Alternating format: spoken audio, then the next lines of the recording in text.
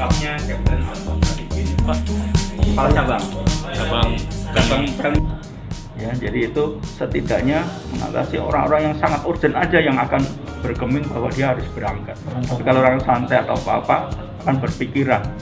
Kalau begitu udah rapid ya pakai perjalanan udah selesai, besok udah nggak bisa lagi, mereka akan harus rapid ulang lagi.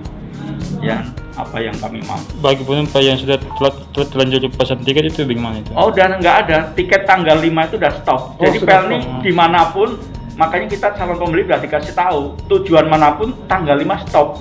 Kapal sampai di Makassar ya stop Makassar, kapal sampai Papua tetap di Papua.